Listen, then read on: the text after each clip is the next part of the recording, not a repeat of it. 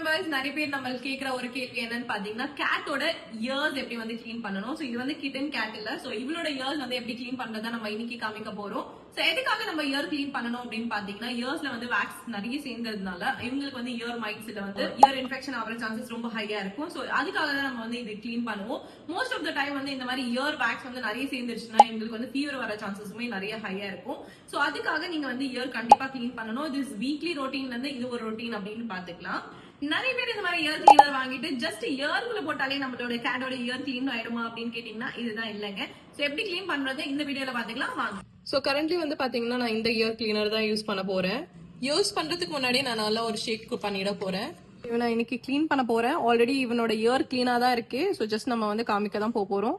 நீங்க பாக்கலாம் என்னோட கேட்டுக்கு வந்து 2 days பிஃபோர் தான் நான் இயர் கிளீன் பண்ணியிருந்தேன். பட் இயர்ல வந்து கொஞ்சம் வேக்ஸ் வர மாதிரி தான் இருக்கு. சோ நான் வந்து இந்த இயர் கிளீனர் வச்சு நான் இப்போ கிளீன் பண்ண போறேன். ஃபர்ஸ்ட் வந்து நான் இயர் கிளீனர் இந்த மாதிரி போட்டுக்க போறேன். ஒரு 2 to 3 drops இந்த மாதிரி போட்டுட்டு ஜஸ்ட் இந்த மாதிரி மச் பண்ணணும்.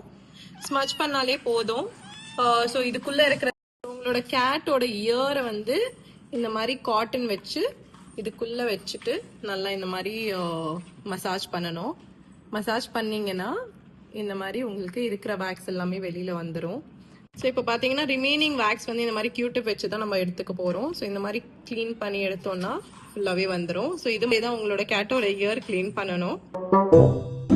ஸோ நீங்கள் க்ளீன் பண்ணீங்கன்னா இந்த மாதிரி வேக்ஸ் வரும். ஸோ இது வந்து இயர் மைட்ஸ் அப்படின்னு சொல்லுவாங்க. But it's just a wax.